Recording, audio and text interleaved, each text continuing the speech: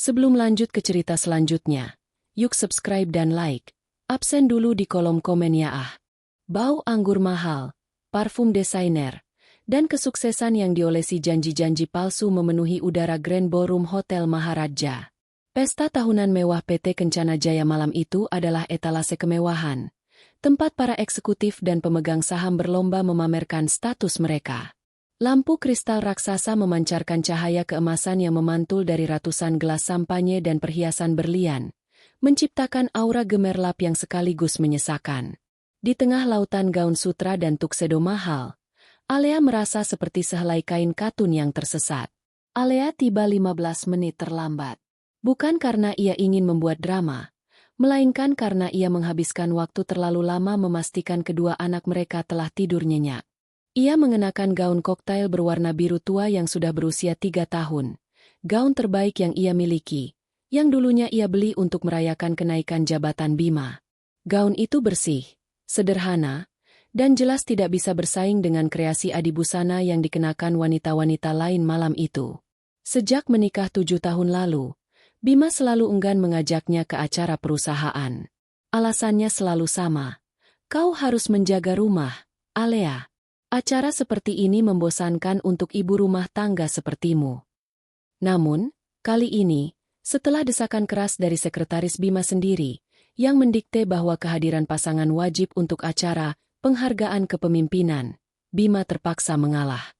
Namun, dia sudah pergi duluan, hanya meninggalkan pesan singkat dingin, sampai di sana. Jangan buat malu. Pesan itu berputar di benak Alea bagai mantra penghancur diri. Ia menarik napas dalam-dalam, berusaha mengabaikan perasaan kerdil yang menusuk. Ia harus menemukan Bima. Ia harus menunjukkan bahwa ia bukan memalukan. Ia melakukannya demi kedua putranya, demi mempertahankan citra keluarga yang Bima banggakan, atau yang ia kira Bima banggakan. Alea berjalan perlahan di sepanjang pinggiran ruangan. Ia melihat wajah-wajah yang familiar dari majalah bisnis, menyeringai dengan senyum profesional yang terasa dingin. Ia tahu Bima, sebagai Vice President of Operations, pasti berada di area VVIP, di mana kekuasaan berkumpul dan kesepakatan dimasak di balik tirai bludru. Langkahnya melambat saat pandangannya mencapai sudut ruangan yang paling eksklusif. Di sana, di bawah sorotan lampu yang paling terang, di antara sekelompok kecil tokoh penting perusahaan, berdiri Bima. Bima terlihat tampan malam itu. Tuksedonya pas sempurna, rambutnya tersisir rapi, dan senyumnya lebar. Senyum yang penuh dengan keangkuhan yang tidak pernah Alea lihat saat mereka di rumah. Dia tampak seperti raja di kerajaannya, menerima ucapan selamat dan jabat tangan dari para koleganya. Namun, yang menghentikan langkah Alea bukan hanya penampilan Bima. Itu adalah wanita yang berdiri di sampingnya. Wanita itu adalah Sinta. Sinta, rekan kerja Bima yang baru dipromosikan, mengenakan gaun merah anggur yang berani, memamerkan lekuk tubuhnya dengan sangat percaya diri. Tangannya, dihiasi gelang emas berkilauan, menyentuh lengan Bima dengan keintiman yang tidak disengaja, atau mungkin sangat disengaja. Mereka berdiri terlalu dekat. Kepala mereka berdekatan saat Bima membisikkan sesuatu yang membuat Sinta tertawa terbahak-bahak. Tawa itu terdengar seperti lonceng yang dingin dan meremehkan di telinga Alea. Seketika, rasa lelah Alea hilang, digantikan oleh gelombang panas yang tajam. Itu bukan hanya perselingkuhan. Itu adalah pameran. Ini bukan lagi rahasia yang tersembunyi dalam pesan teks dan panggilan telepon larut malam. Ini adalah deklarasi terbuka di depan seluruh rekan bisnis dan pesaing Bima. Ini keterlaluan, bisik Alea, bibirnya bergetar. Ia merapikan gaunnya, menegakkan bahu, dan mulai berjalan menuju kelompok VVIP itu. Setiap langkahnya terasa berat, seolah ia membawa beban 7 tahun pernikahan yang kosong di punggungnya. Jantungnya berdebar, bukan karena takut, tapi karena adrenalin yang memaksanya untuk menghadapi kenyataan. Ketika Alea berjarak sekitar 10 langkah dari mereka, Sinta mendongak. Matanya yang dicat tebal bertemu mata Alea. Sinta tidak menunjukkan keterkejutan, hanya senyum tipis yang penuh kemenangan. Dia berbisik sesuatu ke telinga Bima, dan tawa Bima langsung terhenti. Bima berbalik, Ekspresi wajahnya berubah drastis dari kegembiraan profesional menjadi kemarahan dingin dan tegang. Dia tahu Alea telah melihat semuanya. Dia tidak menunggu Alea sampai di sana. Bima melepaskan diri dari Sinta dan berjalan cepat ke arah Alea. Langkahnya penuh ancaman, seperti singa yang marah karena teritorinya diganggu. "Apa yang kau lakukan di sini?" desis Bima. Suaranya rendah dan penuh bahaya, hanya bisa didengar Alea. Wajahnya hanya berjarak beberapa inci dari wajah Alea. Alea berusaha menahan diri. "Aku istrimu, Bima. Kau bilang aku harus datang." "Aku tidak bilang kau harus datang terlambat dan berpakaian seperti ini."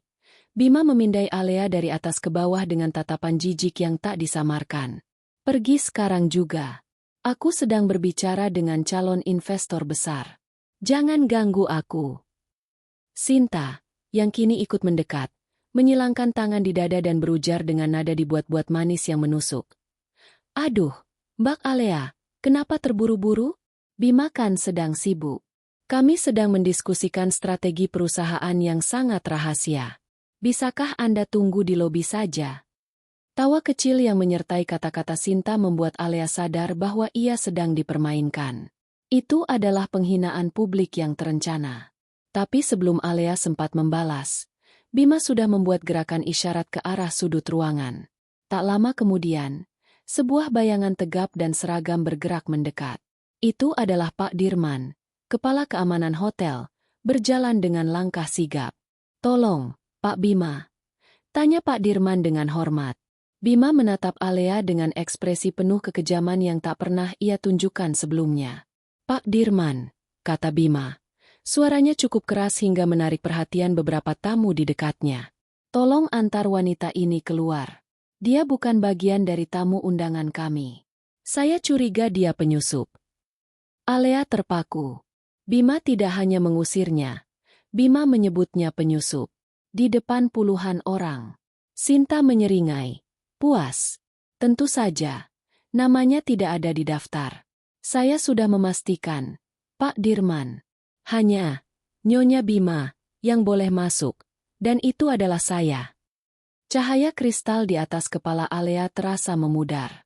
Kepalanya pusing, dan tiba-tiba ballroom yang ramai itu terasa sunyi. Ia tahu babak yang paling memalukan dalam hidupnya baru saja dimulai. Keheningan yang mencekik menggantung di udara, bukan keheningan total, melainkan keheningan sosial, di mana setiap bisikan, setiap dengungan gelas, terasa memantul dan melukai. Para tamu di sekitar Bima dan Sinta, yang tadinya pura-pura tidak memperhatikan, kini secara terang-terangan menoleh. Mereka tidak ingin melewatkan drama gratis yang dibawakan oleh wakil presiden operasional mereka. Alea merasakan pipinya memanas hingga ke pangkal telinga. Ia ingin berteriak, menjelaskan, atau paling tidak menampar Bima, tetapi otaknya membeku. 7 tahun hidup dalam bayangan Bima telah mengajarkannya satu hal. Menjaga martabatnya sendiri seringkali lebih penting daripada membalas penghinaan bodoh. Namun, yang ini bukanlah penghinaan bodoh. Ini adalah penghancuran karakter secara terbuka. "Penyusup?" Suara Alea terdengar serak. Hampir tidak dikenali. "Aku istrimu, Bima." Bima tertawa hampa. Tawa itu tidak mencapai matanya, namun cukup keras untuk memastikan semua orang mendengarnya. "Mantan istri. Mungkin. Aku sedang dalam proses memisahkan diri, dan jujur saja, Alea, aku tidak ingin ada penyusup yang merusak image Kencana Jaya malam ini. Kita sedang mengamankan investasi miliaran, dan penampilanmu tidak profesional. Pak Dirman, tolong laksanakan tugas Anda." Pak Dirman, pria bertubuh besar dengan seragam rapi, tampak tidak nyaman. Ia mengenali Bima, seorang eksekutif senior, dan ia tahu betul ia tidak boleh membuat masalah. Ia maju selangkah, menunduk sedikit ke arah Alea. "Maaf, Bu," katanya dengan nada yang menunjukkan simpati yang terpaksa. "Sesuai prosedur, hanya nama di daftar resmi yang diizinkan. Mohon kerjasamanya. Mari saya antar ke pintu keluar." Sinta mengambil kesempatan itu untuk kembali mendekat, merangkul lengan Bima, dan menyandarkan kepalanya ke bahu pria itu seolah-olah Bima adalah propertinya. "Dengar, Mbak Alea, Tidak ada gunanya membuat adegan. Anda hanya mempermalukan Bima. Lebih baik Anda pulang dan menenangkan diri. Mungkin besok Anda bisa meminta sopir Bima untuk mengantar Anda. Oh, tunggu. Sopirnya sedang mengantar saya. Kata-kata Sinta adalah palu godam terakhir. Ia merenggut bukan hanya Bima, tetapi juga segala kemudahan logistik yang dulunya dinikmati Alea. Alea menyadari betapa sepenuhnya ia telah dikendalikan dan diabaikan. Alea menarik napas dalam-dalam lagi, menatap wajah Bima. Matanya mencari setitik penyesalan, setitik cinta lama, tapi yang ia temukan hanyalah batu. Kebencian. Keangkuhan. Alea merasa jijik pada pria yang dulu ia nikahi. Kau akan menyesali ini, Bima, ujar Alea. Suaranya tenang, tiba-tiba memotong gemuruh bisikan di sekitarnya. Kau akan menyesali hari ini, di mana kau memilih untuk memperlakukan ibunya anak-anakmu sebagai sampah di depan semua orang. Bima hanya mengangkat bahu, mengabaikannya sepenuhnya, dan mulai berbalik untuk melanjutkan pembicaraannya dengan Sinta dan kolega VVIP lainnya. Ya, apapun yang membuatmu tidur nyenyak, Alea. Sekarang, pergilah. Pak Dirman meletakkan tangan dengan hati-hati di lengan Alea, memimpinnya menjauh dari kerumunan. Saat mereka berdua berjalan melintasi Grand Ballroom yang luas, Alea merasa ratusan pasang mata menempel di punggungnya. Ia bisa mendengar bisikan-bisikan, tidak lagi samar, tapi jelas terdengar, seperti pecahan kaca yang dilempar ke lantai marmer. Itu istrinya Bima, kan? Ternyata mereka sudah pisah. Kasihan sekali. Tapi ya ampun, gaunnya seperti dari pasar malam. Vice President Bima memang tahu cara memilih wanita. Lihat Sinta, jauh lebih berkelas. Setiap kata adalah tusukan. Alea menolak untuk menoleh. Ia menolak untuk memberikan kepuasan kepada Bima atau Sinta dengan melihat mereka tertawa. Ia berjalan tegak, pandangan lurus ke depan, meskipun air mata sudah memanas di sudut matanya. Ketika mereka sampai di pintu ballroom yang terbuat dari kayu mahoni setinggi langit-langit, Alea menghentikan langkahnya. Terima kasih, Pak Dirman, kata Alea. Suaranya kini kembali normal, hanya sedikit serak. Anda hanya menjalankan tugas. Tolong, jangan khawatir. Pak Dirman menghela napas lega. Terima kasih, Bu. Semoga Anda tidak terlalu. Ia tidak melanjutkan. Tahu bahwa kata-kata, terlalu malu, akan terdengar tidak peka. Alea hanya mengangguk, memaksa senyum kecil. Ia tahu satpam itu tidak bersalah. Alea melangkah keluar, meninggalkan kerlipan lampu kristal dan musik orkestra yang riang di belakangnya. Pintu mahoni itu ditutup dengan suara pelan namun definitif, memutusnya dari dunia yang dulu ia pikir adalah miliknya. Di lobi hotel yang megah, yang kini terasa kosong dan dingin, Alea roboh di sofa beludru terdekat. Air mata yang ia tahan sejak tadi akhirnya tumpah. Namun ia tidak menangis terseduh-seduh. Ia menangis dalam diam. Air mata yang mengalir adalah air mata kekecewaan mendalam atas pernikahannya, bukan atas penghinaan malam itu. Penghinaan itu hanyalah katalis. Setelah beberapa menit, Alea menyeka wajahnya dengan punggung tangan. Ia melihat ke cermin besar di dinding lobi. Wajahnya yang basah dan sedikit pucat tampak rapuh, tetapi di balik kerapuhan itu, muncul sesuatu yang lain, kemarahan yang tenang dan dingin.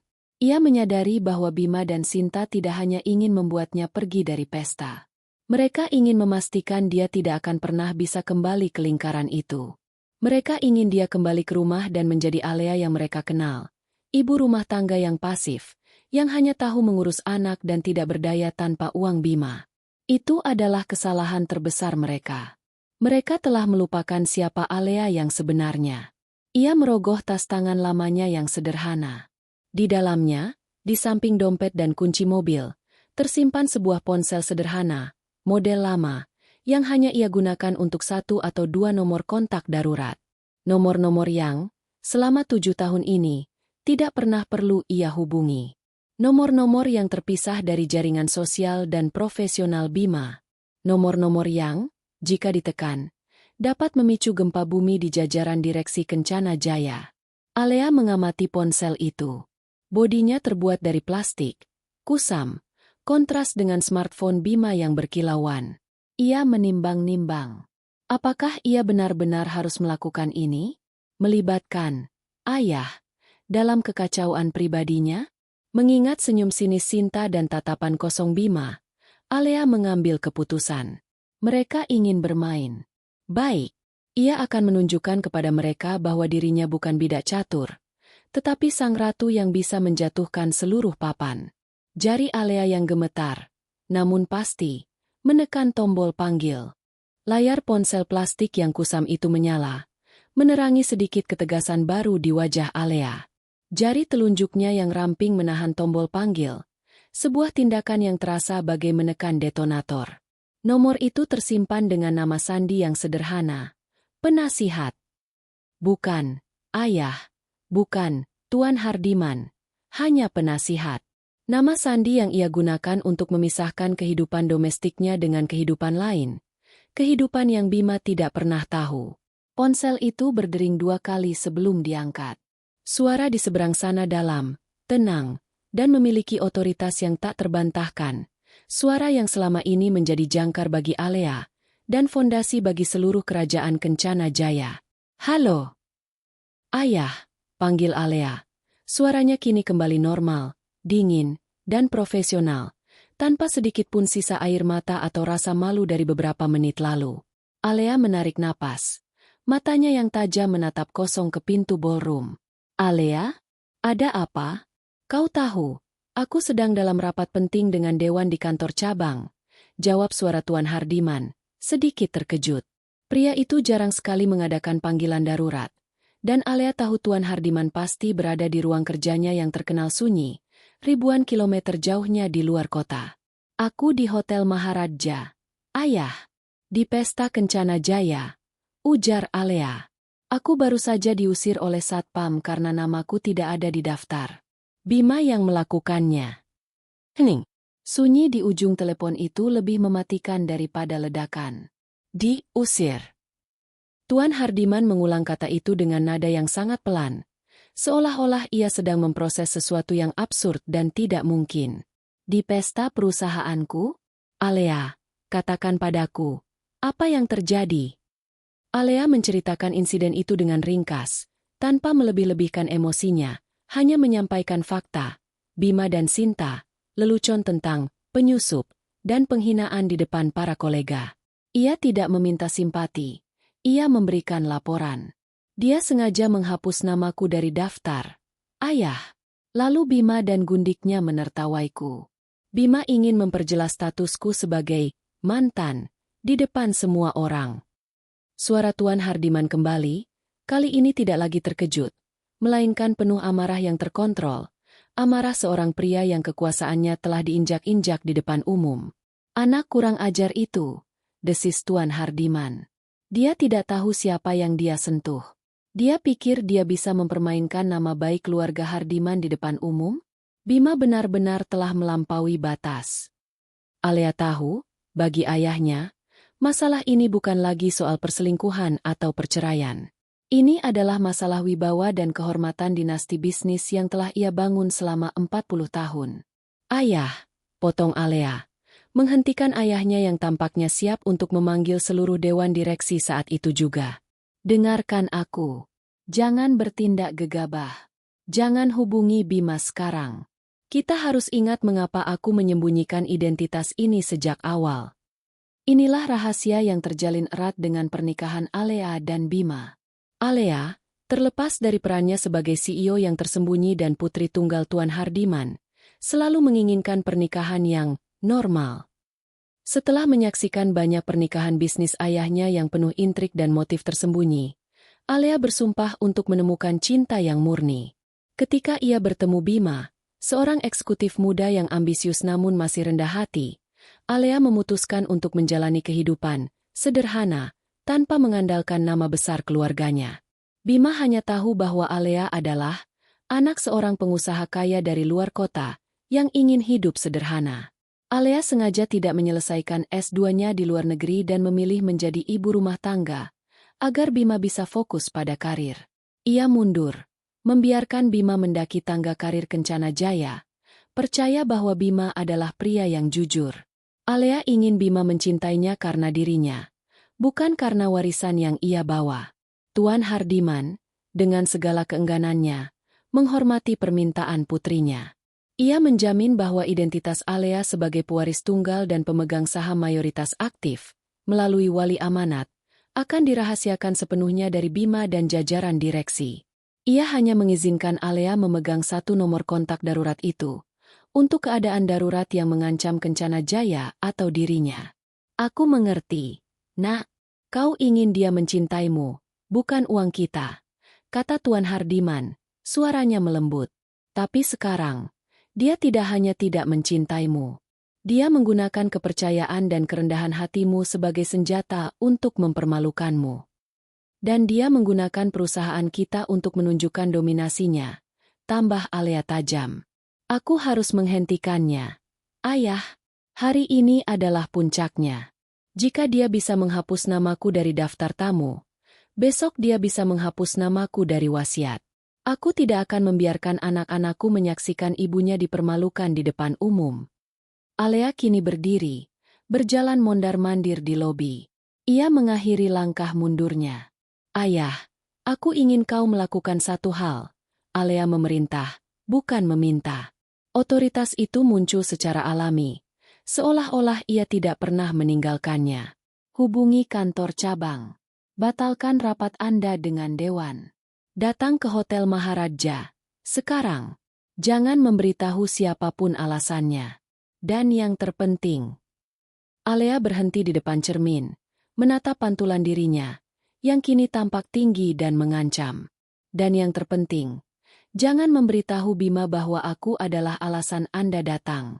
Katakan padanya Anda datang karena ada pengumuman mendadak yang berkaitan dengan investasi miliaran yang sedang ia bicarakan. Rencana yang bagus, Tuan Hardiman menyetujuinya. Terdengar bangga. Aku akan sampai di sana dalam 1 jam.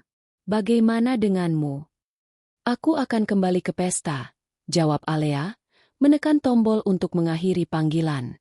Ia menyimpan kembali ponsel sederhananya. Namun, kali ini, ia tidak akan kembali sebagai Alea yang rapuh, ibu rumah tangga. Ia akan kembali sebagai Alea, putri Tuan Hardiman, calon pewaris Kencana Jaya. Dan Bima akan melihat bahwa satu langkah mundur yang ia ambil di pintu ballroom tadi hanyalah ancang-ancang untuk serangan balik yang menghancurkan. Ia harus mengubah penampilannya. Alea ingat, ia meninggalkan tas besar berisi perlengkapan darurat di bagasi mobilnya. Sejak ia tahu Bima semakin menjauh, ia mempersiapkan diri untuk skenario terburuk. Ia memanggil layanan valet hotel. Langkah-langkahnya menuju mobilnya kini penuh tujuan, bukan keputusasaan. Dalam beberapa menit, Alea keluar dari toilet lobi. Ia telah melepaskan gaun biru tuanya. Ia mengenakan blazer hitam tajam, dengan kemeja sutra putih dan celana panjang yang pas. Ia merapikan rambutnya ke belakang menjadi ekor kuda rendah yang elegan. Ia menambahkan sentuhan lipstik merah tua. Ia terlihat seperti wanita yang seharusnya berada di area VVIP. Wanita yang memiliki hak untuk bernegosiasi tentang miliaran rupiah, bukan diusir oleh satpam. Alea kembali ke pintu ballroom. Ia tahu waktu Tuan Hardiman datang, ia harus sudah berada di dalam, menunggu gempa bumi yang akan terjadi. Ia mengambil napas terakhirnya, membuka pintu mahoni, dan melangkah kembali ke dalam neraka yang ia ciptakan sendiri. Kali ini, ia datang untuk memerintah.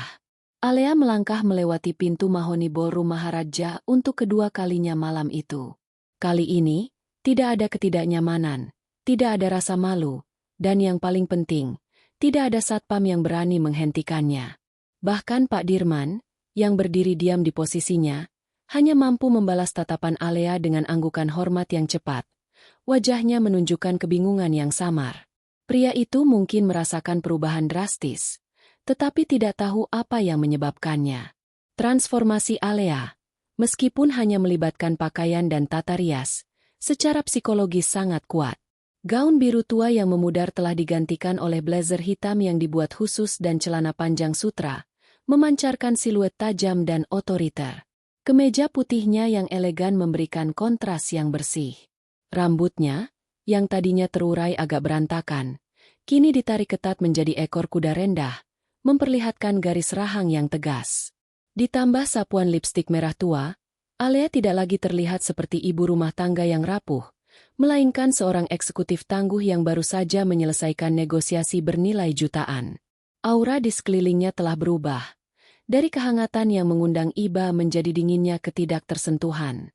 Alea tidak menuju area VVIP.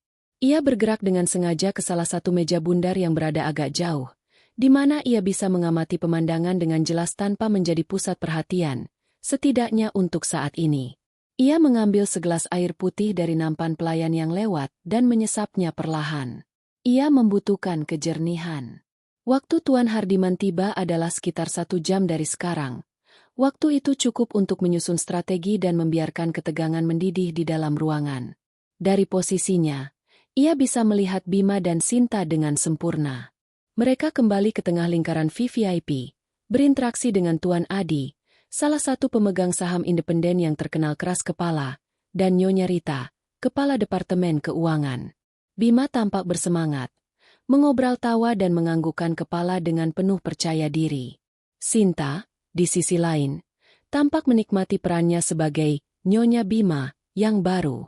Ia menyentuh lengan Bima, berbisik di telinganya, dan tertawa pada setiap lelucon Bima, betapapun garingnya lelucon itu.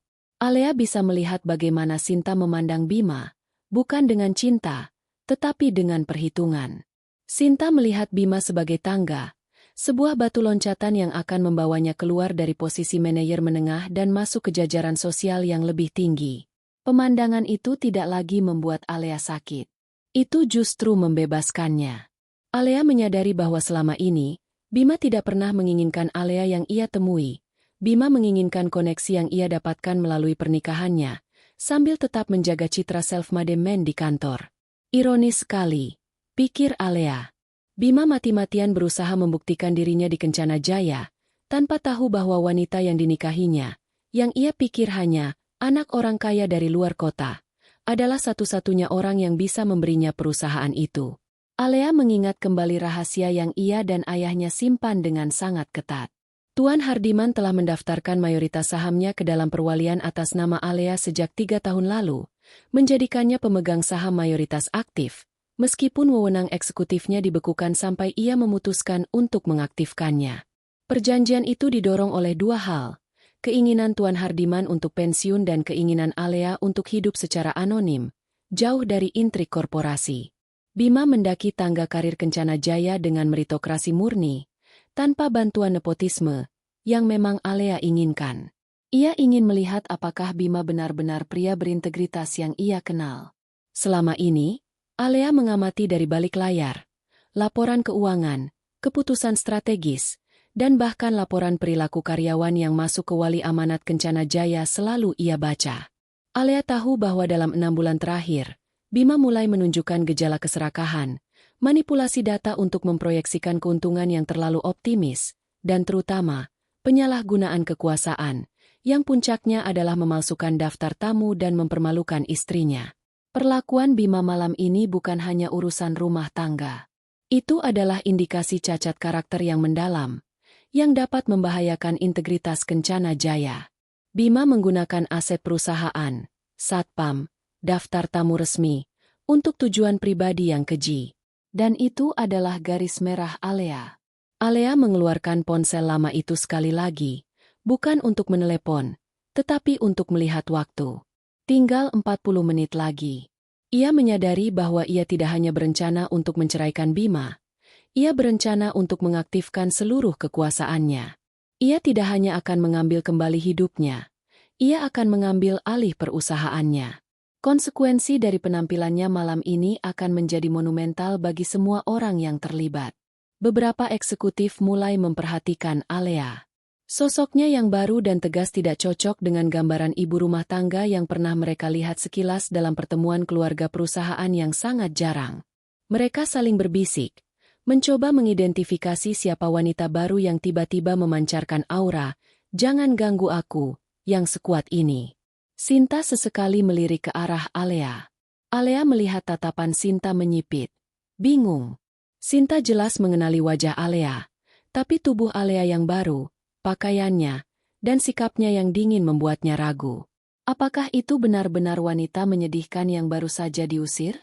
Kenapa dia kembali? Keraguan Sinta adalah kemenangan kecil bagi Alea. Saat Alea duduk dengan tenang, ia mulai menyusun langkah-langkah selanjutnya. Ia membutuhkan lebih dari sekadar pengumuman dari ayahnya. Ia membutuhkan bukti bahwa Bima tidak pantas dipercaya. Ia ingat bahwa Bima selalu menyimpan data sensitif di laptop kerjanya. Alea bangkit dengan anggun. Ia berjalan ke arah kamar kecil, melewati kerumunan. Saat ia mendekati meja Bima, ia melihat Bima meninggalkan sejenak lingkaran VVIP untuk mengambil minuman di bar. Laptop kerjanya, sebuah MacBook hitam tipis, tergeletak di meja kecil di samping sofa VVIP, tepat di samping Sinta. Alea tahu, kunci untuk menghancurkan Bima tidak hanya ada pada panggilan telepon ayahnya, tetapi juga pada bukti korupsi yang Bima simpan di sana. Ia membutuhkan waktu 5 menit. Ia harus mengambil laptop itu tanpa terlihat oleh Sinta, yang matanya sedang sibuk memantau Bima. Alea berjalan semakin dekat. Adrenalin mulai memompanya.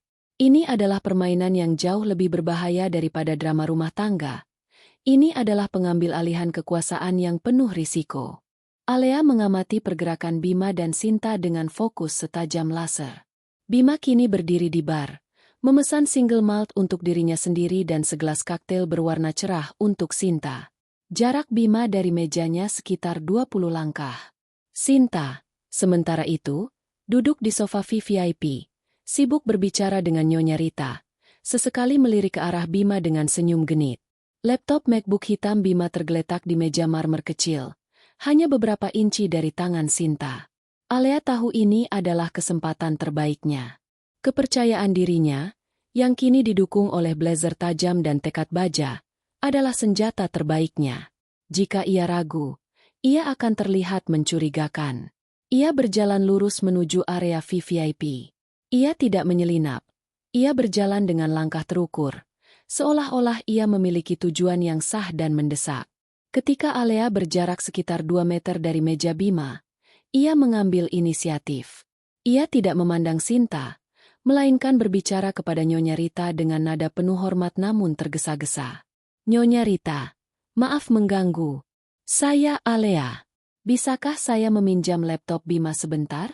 Dia harus menandatangani dokumen persetujuan menit terakhir untuk Tuan Hardiman sebelum rapat dewan mendadak. Dia lupa membawanya ke bar. Sinta menoleh. Matanya menyipit penuh kecurigaan. Siapa Anda? Dan dari mana Anda tahu Tuan Bima sedang di bar? Tunggu, Anda kan wanita yang... Alea memotong dengan tatapan dingin. Ia menatap Sinta, bukan sebagai istri yang dikhianati, tetapi sebagai atasan yang sedang diremehkan. Saya tahu siapa saya. Dan saya tahu waktu yang kami miliki sangat singkat. Kami tidak punya waktu untuk drama pribadi. Sinta, ini tentang Kencana Jaya. Atau apakah Anda ingin bertanggung jawab jika proyek investasi Tuan Hardiman gagal karena penundaan Anda? Nama Tuan Hardiman memiliki kekuatan magis di ruangan itu. Nyonya Rita, yang dikenal sangat menghormati pemilik perusahaan, langsung terlihat panik. Sinta, apa yang dia katakan benar? Ada rapat dewan mendadak? Tanya Nyonya Rita, suaranya tegang. Sinta tergagap. Wajahnya sedikit kehilangan warna. Ia telah melihat Alea, tetapi ia tidak pernah melihat Alea yang ini. Kepercayaan diri Alea yang baru membuatnya bingung dan membuatnya takut jika Alea benar-benar utusan dari Tuan Hardiman. Ia tidak berani mengambil risiko untuk menghentikan sesuatu yang mungkin melibatkan pemilik perusahaan secara langsung. Aku tidak tahu. Bima tidak memberitahuku apa-apa. Jawab Sinta. Suaranya merendah. Kalau begitu, biarkan saya bekerja, kata Alea dengan nada tegas. Tanpa menunggu persetujuan, Alea meraih MacBook itu, memegangnya seolah itu adalah dokumen miliknya yang paling berharga, dan berbalik. Gerakannya sangat cepat dan penuh keyakinan. Sinta dan Nyonya Rita terlalu terkejut dan takut untuk menghentikannya.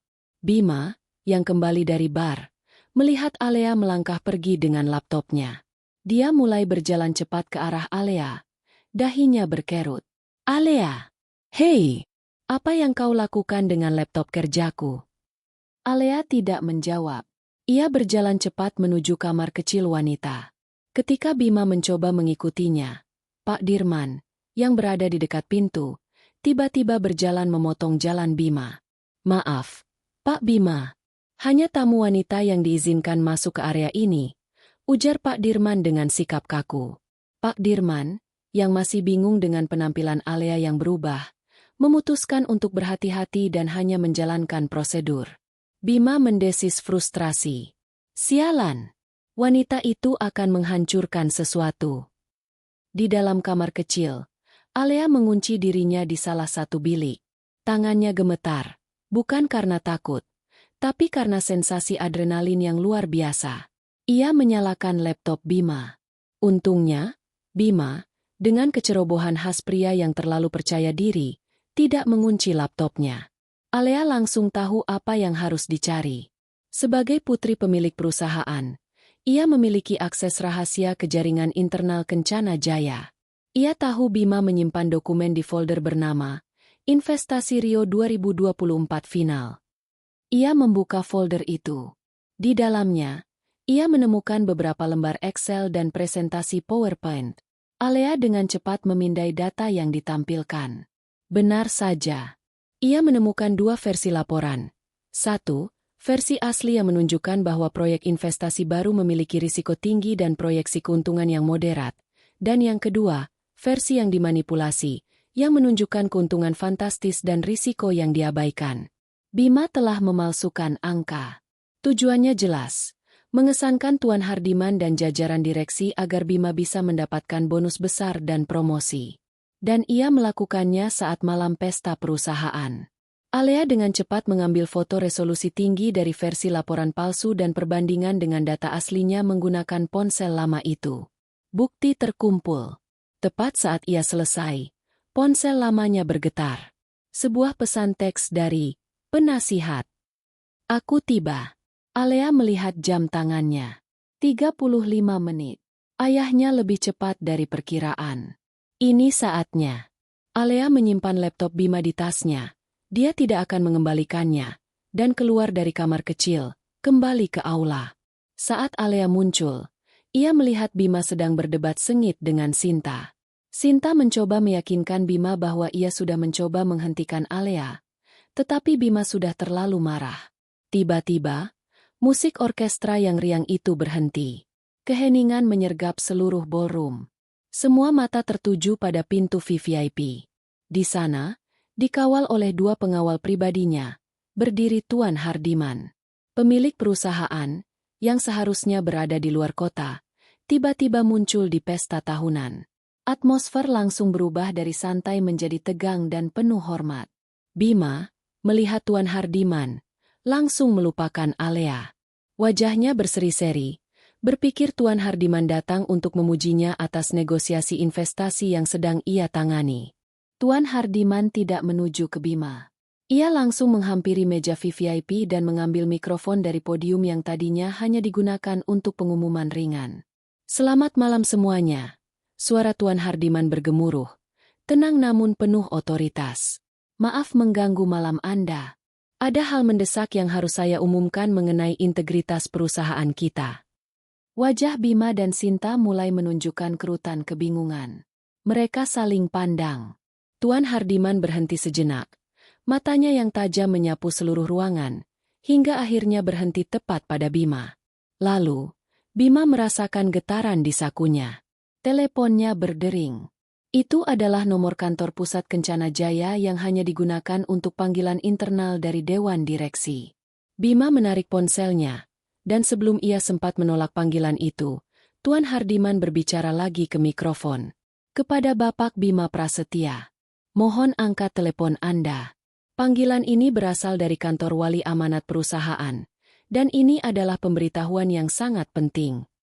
Bima, bingung, menempelkan ponsel ke telinganya. "Ya? Halo? Ini Bima." Tuan Hardiman, tanpa berbicara ke mikrofon, hanya menatap Bima. Tapi dari seberang telepon, suara yang sangat jelas dan dingin berbisik di telinga Bima, suara yang dikenali Bima, namun terdengar sangat asing. "Ini aku, Bima." Suara itu adalah suara Alea. Bima tersentak, menjauhkan ponselnya dari telinga, menatap sekeliling mencari Alea. Ia tidak mengerti. Lalu, ia melihat Alea, berdiri di seberang ruangan dalam balutan blazer hitam, dengan tatapan dingin dan tanpa emosi yang pernah ia lihat. Bima menatap mikrofon di tangan Tuan Hardiman, lalu ke Alea, lalu kembali ke teleponnya. Tuan Hardiman tersenyum tipis. Suatu kehormatan bagi saya untuk memperkenalkan kepada Anda, Tuan Bima, orang yang akan menjadi direktur baru perusahaan Anda. Sebuah panggilan telepon dan beberapa bukti sudah cukup bagi saya untuk mengambil keputusan ini. Bima, Sinta, dan seluruh ruangan menjadi pucat pasi. Satu panggilan telepon itu, yang hanya didengar Bima, seketika mengubah Bima dari eksekutif sombong menjadi sasaran yang paling rentan. Tuan Hardiman sudah tahu, dan Alea adalah pemicunya. Seluruh Grand Ballroom diselimuti keheningan yang tebal. Sebuah keheningan yang terasa lebih bising daripada dentuman musik orkestra yang baru saja dipadamkan.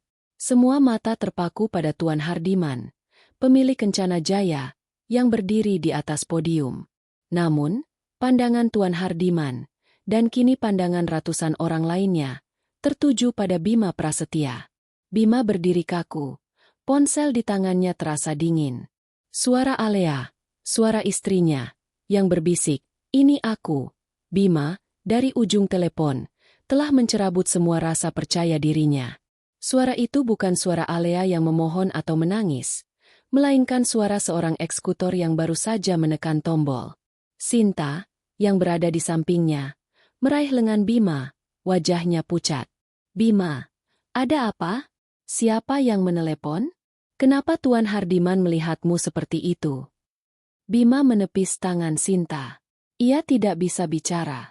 Ia memindai ruangan, dari Tuan Hardiman yang tampak mengancam, lalu ke Alea yang berdiri dengan angkuh di seberang sana, mengenakan setelan bisnis tajam, bukan gaun koktail murahan.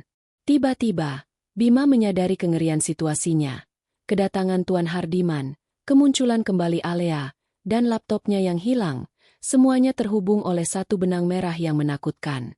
Tuan Hardiman, dengan gerakan tangan yang lambat dan disengaja, meletakkan mikrofonnya kembali, seolah ia baru saja memberikan peringatan. Ia berjalan menjauh dari podium, melintasi karpet bludru, menuju ke tengah panggung. "Bapak dan Ibu sekalian," Tuan Hardiman memulai lagi. Suaranya kembali melalui mikrofon. "Saya minta maaf karena telah mengganggu malam perayaan ini. Namun, integritas adalah aset terbesar Kencana Jaya. Dan saat aset itu terancam, saya harus bertindak cepat." Ia berhenti, memandang Bima yang kini tampak basah oleh keringat dingin. "Malam ini," lanjut Tuan Hardiman, "beberapa jam yang lalu, saya menerima laporan yang sangat meresahkan. Laporan mengenai manipulasi data keuangan yang berkaitan dengan proyek investasi besar kita. Sebuah upaya disengaja untuk menyesatkan Dewan Direksi dan, pada dasarnya, mencuri kepercayaan pemegang saham." Ruangan mulai berbisik lagi, tapi kali ini bisikan itu adalah ketakutan, bukan gosip. Para eksekutif mulai melihat ke sekeliling, mencari pelaku kejahatan. Beberapa dari mereka menatap Bima karena ia adalah eksekutif yang bertanggung jawab atas proyek itu. "Ini bukan hanya masalah keuangan," tegas Tuan Hardiman. "Ini adalah masalah moral. Ini adalah pengkhianatan terhadap prinsip keluarga yang telah membangun perusahaan ini." Tuan Hardiman berjalan lebih dekat ke arah Bima. Sinta sekarang berdiri sedikit di belakang Bima, mencoba untuk tidak terlihat terlibat.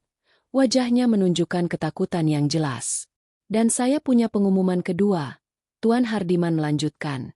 Nadanya kini beralih dari marah menjadi penuh otoritas absolut. "Mengingat pelanggaran serius terhadap kepercayaan ini, dan dalam kapasitas saya sebagai pendiri dan pemegang saham mayoritas aktif, saya telah memutuskan untuk segera merombak struktur kepemimpinan."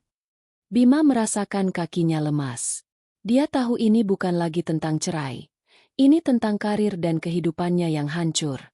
Tuan Hardiman mengangkat tangannya, memberi isyarat kepada seorang pengawal yang memegang sebuah map kulit berwarna merah. Pengawal itu menyerahkan map tersebut kepada Tuan Hardiman.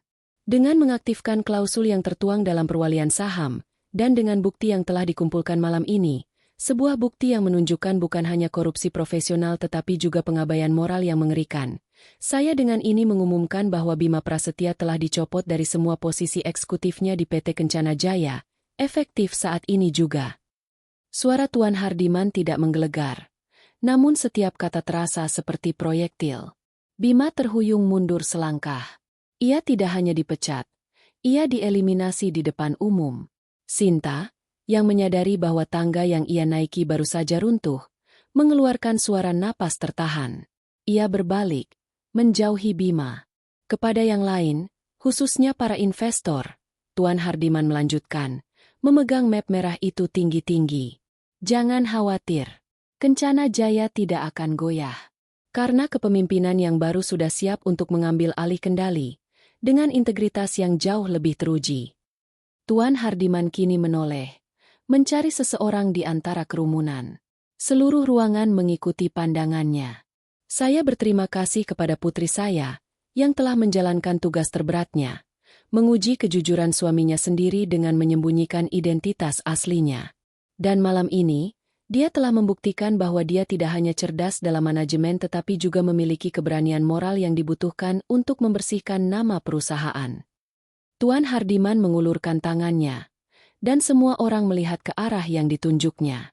Matanya berhenti pada sosok yang berdiri di kejauhan. Alea Hardiman, seru Tuan Hardiman, memanggil nama lengkap putrinya dengan kebanggaan yang menggelegar. Putri tunggal saya, pemilik perwalian saham mayoritas, dan Chief Executive Officer Kencana Jaya yang baru. Silakan maju, Nak. Pengumuman itu bagai ledakan bom. Sebagian besar orang di ruangan itu tahu Tuan Hardiman memiliki seorang putri yang tinggal di luar kota, tetapi tidak ada yang tahu bahwa istri Bima, wanita yang baru saja diusir Satpam, adalah putri pemilik perusahaan, apalagi pemilik saham mayoritas. Wajah Bima dan Sinta, yang tadinya hanya pucat, kini menjadi putih pasi, seperti kertas HVS. Mereka akhirnya memahami mengapa satu panggilan telepon itu membuat seluruh dunia mereka runtuh. Bima menyadari dia tidak hanya mempermalukan istrinya, ia mempermalukan CEO-nya, pemilik perusahaannya. Alea mulai berjalan, melintasi karpet. Setiap langkahnya adalah pembalasan yang manis. Ia tidak tergesa-gesa, ia menikmati setiap detik. Saat ia berjalan, para eksekutif dan kolega yang tadi menertawakannya, kini membungkuk sedikit, menyingkir, memberikan jalur. Wajah mereka dipenuhi rasa malu dan ketakutan. Alea mengambil map merah itu dari tangan ayahnya. Ia berdiri di podium, melihat lurus ke arah Bima dan Sinta. Tatapannya adalah janji akan kehancuran total. Alea berdiri di podium, map merah berisi surat keputusan pemecatan Bima dan bukti manipulasi datanya terasa dingin di tangannya. Ia berdiri di bawah sorotan lampu kristal, tetapi kali ini, cahaya itu menerangi bukan gaunnya yang sederhana, melainkan aura kekuasaan yang baru ia kenakan. Keheningan di Grand Ballroom adalah penghormatan yang mematikan. Ia mengambil napas dalam-dalam, menahan dorongan untuk tersenyum menang. Alea tahu, pembalasan yang sesungguhnya bukanlah tentang kegembiraan, melainkan tentang ketenangan dan keadilan. Ia harus menjadi CEO, bukan sekadar mantan istri yang pendendam. Matanya yang tegas kini tertuju pada Bima dan Sinta. Mereka masih berada di area VVIP, terisolasi dari kerumunan yang sekarang mundur, menatap mereka dengan kombinasi rasa jijik, belas kasihan, dan ketakutan. Wajah Bima adalah studi kasus tentang kehancuran total. Kepucatannya melampaui warna kertas. Itu adalah kepucatan jiwa yang baru saja menyadari bahwa ia telah kehilangan segalanya. Ambisinya, karirnya, dan kekuasaannya. Semua dihancurkan oleh wanita yang ia usir dengan ejekan 1 jam yang lalu. Matanya dipenuhi campuran tidak percaya dan kebencian liar. Sinta, yang ambisinya didasarkan pada kekayaan dan kekuasaan Bima, kini menatapnya dengan pandangan yang sama sekali berbeda. Pandangan seorang rekan bisnis yang merugi. Ia mundur selangkah lagi, berusaha menciptakan jarak fisik antara dirinya dan bencana bernama Bima Prasetya. Tangga kekuasaan yang ia yakini kokoh ternyata adalah ilusi yang disangga oleh kebohongan. Alea memutuskan untuk berbicara, dan suaranya, diperkuat oleh mikrofon, terdengar jelas dan memikat, namun dingin. "Terima kasih, Ayah," kata Alea kepada Tuan Hardiman, yang berdiri di sampingnya dengan bangganya. "Saya menghargai kepercayaan Anda dan seluruh jajaran Dewan Direksi. Malam ini bukan perayaan semata. Malam ini adalah awal dari restrukturisasi, di mana integritas dan nilai-nilai moral akan kembali menjadi inti Kencana Jaya." Alea berhenti sejenak, melirik ke arah Sinta yang kini sibuk mencari celah untuk melarikan diri. "Kepada semua rekan kerja dan karyawan," lanjut Alea, "saya ingin memperjelas satu hal. Kencana Jaya tidak mentoleransi pengkhianatan dalam bentuk apapun, baik itu manipulasi data keuangan yang merugikan perusahaan, maupun manipulasi emosional yang menghancurkan rumah tangga." Ia melangkah turun dari podium, berjalan lurus menuju Bima dan Sinta. Setiap langkahnya menarik perhatian penuh dari ratusan pasang mata yang menonton. Semua orang menahan napas, menunggu momen konfrontasi epik yang sudah mereka duga. Saat Alea berdiri tepat di hadapan Bima, Bima memberanikan diri untuk berbicara. Suaranya serak dan bergetar, jauh dari nada angkuh yang ia gunakan untuk mengusir Alea. Alea, kau tidak bisa melakukan ini padaku. Kita punya anak," bisik Bima, mencoba menggunakan kartu terakhirnya. Alea menatapnya tajam. "Justru karena kita punya anak, Bima, kau memperlakukan ibu dari anak-anakmu seperti sampah di depan umum, di tempat kerjamu sendiri, sambil memamerkan gundikmu. Jika kau bisa berbohong pada keluargamu, kau pasti bisa berbohong pada Dewan Direksi." Alea mengangkat map merah itu. "Map ini berisi bukti pemecatanmu karena manipulasi data. Dan juga berisi ini." Ia mengambil selembar kertas dari map dan memberikannya kepada Bima. Itu adalah surat gugatan cerai, yang sudah ia siapkan dalam beberapa hari terakhir, dan hanya perlu tanda tangan akhir. Surat cerai ini sudah ditandatangani oleh wali amanat hukum. Kau hanya perlu tanda tangan di bagian ini. Ini adalah perceraian yang tidak bisa kau tolak atau negosiasi. Kau tidak akan mendapatkan Rp1 pun dari aset pribadiku, dan kami akan memperjuangkan hak asuh penuh atas anak-anak, mengingat karaktermu yang tidak stabil dan pengkhianatanmu. Bima membaca sekilas surat itu. Wajahnya semakin hancur. Ia tidak hanya kehilangan pekerjaan, ia kehilangan keluarga dan juga harapan finansial yang ia bangun dari pernikahan ini. "Kau melakukan ini untuknya, kan?" Bima menuduh, menunjuk ke Sinta dengan jari gemetar. "Kau ingin dia mendapatkan posisiku?" "Dia." Alea tertawa kecil, tawa yang sinis dan meremehkan. "Bima, kau dan dia bahkan tidak layak membersihkan lobi hotel ini. Dia hanya pion kecil dalam permainanmu. Dan kau adalah bidak yang tidak berharga." Alea kemudian mengalihkan pandangannya ke Sinta. Tatapannya tidak mengandung kemarahan. Itu adalah kekecewaan. "Sinta," kata Alea, "sebagai CEO, saya juga ingin memberitahu Anda bahwa Anda telah melakukan pelanggaran berat terhadap etika perusahaan dengan mencoba mengusir istri pemilik perusahaan dari acara resmi. Anda dipecat. Dan jangan pernah mencoba bekerja di sektor bisnis yang berafiliasi dengan Kencana Jaya. Reputasi Anda hancur. Ambillah sisa barang-barang Anda dan tinggalkan tempat ini." Sinta, yang tidak dapat menahan rasa malu dan takut, mulai menangis terseduh-seduh. Ia tahu Alea tidak hanya menghancurkan Bima, tetapi juga mimpinya.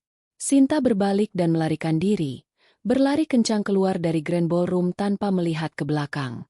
Bima ditinggalkan sendirian. Pria yang tadi adalah eksekutif berkuasa, kini hanya seorang pengangguran yang baru saja ditinggal selingkuhannya dan diceraikan oleh istrinya, di depan mata seluruh koleganya. Alea memanggil Pak Dirman, kepala keamanan, yang gemetar di sudut ruangan. "Pak Dirman," kata Alea, dengan nada yang kini lembut, berbeda dengan nada kejamnya kepada Bima. "Anda tadi menjalankan tugas Anda dengan baik. Anda hanya menjalankan prosedur. Sekarang, tolong pastikan dia," Alea menunjuk Bima, "keluar dari tempat ini dan tidak pernah menginjakan kaki di properti Kencana Jaya lagi. Perlakukan dia dengan sopan. Ia adalah ayah dari anak-anak saya." Alea telah menyelesaikan pembalasannya. Ia telah membalikan keadaan. Dan saat Bima diantar keluar oleh Pak Dirman, dengan kepala tertunduk, bukan dengan keangkuhan, seluruh ruangan bersorak. Bukan untuk Bima, tapi untuk ratu baru mereka. Setelah Sinta melarikan diri dalam tangis memilukan dan Alea selesai memberikan perintah terakhirnya, Grand Ballroom terasa dipenuhi getaran baru, getaran apresiasi yang tercampur dengan rasa hormat dan sedikit ketakutan. Mereka bukan lagi sekelompok eksekutif yang menikmati pesta. Mereka adalah para saksi mata dari sebuah pembersihan korporasi dan drama keluarga yang epik. Alea, setelah menginstruksikan Pak Dirman, berbalik. Ia berjalan kembali ke arah Tuan Hardiman, ayahnya, yang menatapnya dengan senyum bangga dan mata berkaca-kaca. Selama bertahun-tahun, Tuan Hardiman telah khawatir putrinya kehilangan dirinya dalam peran ibu rumah tangga dan tidak akan pernah mengambil alih takdir perusahaan. Malam ini, keraguan itu terhapus sepenuhnya. Tuan Hardiman memeluk Alea dengan hangat, di depan semua orang. Kau tidak hanya memiliki otak bisnis, nak, bisiknya. Kau memiliki keberanian dan hati yang dibutuhkan untuk memimpin. Aku hanya melindungi apa yang menjadi hak kita, ayah, jawab Alea pelan. Dan martabat diriku sendiri. Saat Alea berdiri di samping ayahnya, para kolega dan eksekutif Kencana Jaya, satu persatu, mulai bergerak mendekat. Bukan lagi karena protokol, tetapi karena rasa ingin tahu dan kebutuhan mendesak untuk menunjukkan loyalitas kepada pemimpin yang baru dan kuat. Nyonya Rita, kepala keuangan yang tadi tampak panik, adalah yang pertama maju. Wajahnya yang tebing dan kaku kini menunjukkan rasa malu. Nyonya Alea, maksud saya, Bu CEO. Nyonya Rita tergagap, membungkuk sedikit. Saya sungguh minta maaf atas kebingungan dan insiden tadi. Saya tidak tahu. Kami semua tidak tahu. Selamat atas posisi Anda. Saya jamin, kami akan segera meninjau semua laporan yang pernah dipegang Bima, terutama yang Anda sebutkan. Alea mengangguk dengan serius. Terima kasih, Nyonya Rita. Fokus kita sekarang adalah pemulihan integritas. Tinjauan menyeluruh akan segera dilakukan. Tolong siapkan tim Anda. Kita akan bertemu pukul 8 pagi ini di kantor pusat. Perintah yang jelas, tegas, dan langsung merujuk pada pekerjaan. Itu adalah musik bagi telinga para eksekutif. Dalam hitungan detik, Alea telah beralih dari istri yang dipermalukan menjadi pemimpin yang diakui. Sementara itu, di sudut ruangan, Pak Dirman dan dua petugas keamanan lainnya mendekati Bima. Bima, yang masih memegang surat cerai yang belum ditandatangani dan surat pemecatannya, terlihat seperti patung yang rapuh. Keangkuhannya telah menguap, meninggalkan sisa-sisa kemarahan dan keputusasaan. Pak Bima, kata Pak Dirman. Suaranya kini penuh rasa hormat namun tetap profesional. Ia mengingat instruksi Alea, perlakukan dia dengan sopan. Ia adalah ayah dari anak-anak saya. Mohon maaf, kami harus mengantar Anda keluar sekarang. Ini adalah properti perusahaan. Bima mendongak, matanya liar.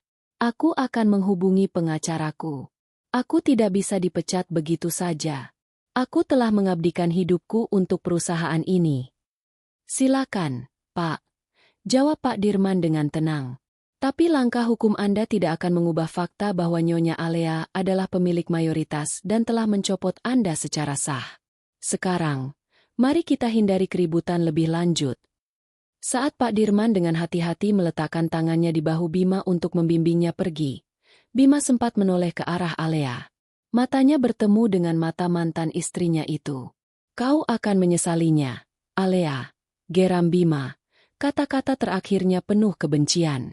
Kau pikir kau bisa mengambil semuanya dariku? Alea hanya membalas tatapannya dengan senyum dingin dan tenang yang tak terucapkan. Ia tidak perlu membalas. Tindakannya sudah berbicara lebih keras daripada kata-kata. Bima, dengan kepala tertunduk, diantar keluar melalui pintu samping, menghilang dari pandangan dan dari Kencana Jaya. Setelah Bima pergi, Tuan Hardiman melambaikan tangannya ke arah orkestra, meminta mereka untuk kembali bermain. Namun, suasana pesta telah hilang.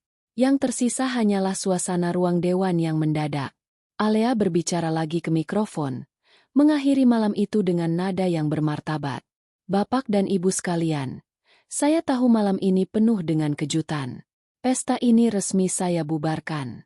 Saya mohon semua Dewan Direksi dan Kepala Departemen Utama untuk segera menuju ke ruang konferensi VIP. Kita punya banyak pekerjaan rumah yang harus diselesaikan segera. Kepada yang lain, terima kasih atas kehadiran Anda. Dan ingatlah, Kencana Jaya adalah tentang integritas. Dalam beberapa menit, Grand Ballroom yang tadinya gemerlap berubah menjadi hiruk-pikuk yang terorganisir. Tamu-tamu biasa bergegas pergi, sibuk menelepon dan mengirim pesan, menyebarkan berita skandal tersebut. Sementara itu, para eksekutif senior bergegas menuju ruang konferensi VIP, berlomba untuk menunjukkan komitmen mereka kepada CEO baru. Alea berjalan ke ruang konferensi, didampingi ayahnya. Ia tidak lagi melihat ke belakang, fokusnya telah bergeser sepenuhnya dari drama pernikahan ke tantangan memimpin kerajaan bisnis bernilai miliaran. Ia telah menutup babak hidupnya sebagai Alea yang pasif. Sekarang, yang tersisa hanyalah Alea Hardiman, CEO Kencana Jaya. Kejatuhan Bima adalah harga yang harus dibayar untuk Fajar baru ini. Ruang konferensi VIP di Hotel Maharaja bukanlah tempat yang biasa digunakan untuk rapat Dewan Direksi Kencana Jaya, namun malam itu, ruangan itu terasa seperti pusat gempa. Meja bundar yang besar, dikelilingi oleh kursi-kursi kulit mewah, kini diduduki oleh Tuan Hardiman, Alea, dan 4 kepala departemen kunci. Semua wajah mereka tegang dan penuh pertanyaan yang terpendam. Tuan Hardiman membiarkan Alea yang memimpin. Ia duduk tenang di sebelah Alea, hanya sebagai penasihat, bukan sebagai pengendali. Ini adalah ujian pertama Alea sebagai CEO. Alea meletakkan laptop Bima yang disita di tengah meja, membuka rapat dengan nada dingin dan penuh perhitungan, mengabaikan fakta bahwa jam sudah menunjukkan hampir tengah malam. Selamat malam. Atau lebih tepatnya, selamat pagi. Alea memulai, matanya menyapu wajah-wajah yang duduk di sekeliling meja. Mari kita lupakan dulu insiden pribadi. Kita di sini untuk membicarakan bisnis. Dan bisnis kita sedang dalam masalah. Ia membuka laptop Bima dan memproyeksikan data perbandingan laporan keuangan. Keheningan total menyelimuti ruangan. Bima Prasetya memanipulasi proyeksi keuntungan investasi Rio 2024. Versi yang disajikan kepada Dewan menunjukkan laba 25%. Versi aslinya, yang disimpan di sini, Alea menunjuk laptop, menunjukkan laba konservatif 12% dengan risiko default yang tinggi. Kepala Departemen Keuangan, Nyonya Rita, yang telah mengikuti Alea ke ruangan itu, terkesiap. Itu bisa menghancurkan reputasi kita di pasar. Kami hampir saja menyuntikkan dana besar berdasarkan angka palsu ini. Alea mengangguk. Tepat sekali. Itu sebabnya audit internal menyeluruh akan segera dilakukan, dimulai pukul 8 pagi ini. Nyonya Rita, Anda akan memimpin tim baru, langsung melapor kepada saya. Siapapun yang terbukti terlibat dalam manipulasi ini, akan menghadapi pemecatan dan tuntutan hukum. Dengan satu pukulan, Alea telah mengamankan loyalitas Nyonya Rita dan menetapkan standar ketat. Tidak ada toleransi untuk ketidakjujuran. Para direktur lainnya mengangguk setuju, menyadari bahwa Alea bukanlah CEO boneka. Ia adalah CEO yang siap bertarung. Sementara pusat kekuasaan Kencana Jaya sedang berubah, 2 bidak yang jatuh sedang menghadapi kenyataan pahit di luar hotel. Bima, yang diantar keluar melalui pintu samping, menemukan dirinya berdiri di pinggir jalan raya yang sepi. Ponselnya terus berdering, panggilan dari pengacara yang khawatir, dari koleganya yang ingin tahu, dan dari teman-temannya yang baru saja mendengar kabar itu. Bima menolak semua panggilan. Keangkuhannya yang tersisa melarangnya mengakui kekalahan. Dia memandang Hotel Maharaja, menara kaca dan beton yang menjulang tinggi, yang dulunya adalah tempat kejayaannya, kini menjadi monumen kejatuhannya. Ia teringat tatapan Alea, dingin, tenang, dan final. Ia baru menyadari bahwa selama 7 tahun ia mencoba mempermainkan istrinya. Ia sebenarnya hidup di bawah pengawasan dan belas kasihan sang pemilik perusahaan. Kemarahannya kini berubah menjadi keputusasaan yang dingin. Ia adalah seorang eksekutif top Kencana Jaya tanpa uang tunai di saku. Kartu kreditnya pasti sudah diblokir oleh Alea, dan tanpa mobil. Ia harus mencari taksi dan pulang ke rumah yang sebentar lagi bukan lagi miliknya. Di sisi lain, Sinta berjalan dengan cepat. Air mata bercampur maskara yang luntur di wajahnya. Ia tidak menangis karena Bima. Ia menangis karena kegagalan strategisnya. Ia telah menukar karir yang stabil untuk janji menjadi Nyonya Bima.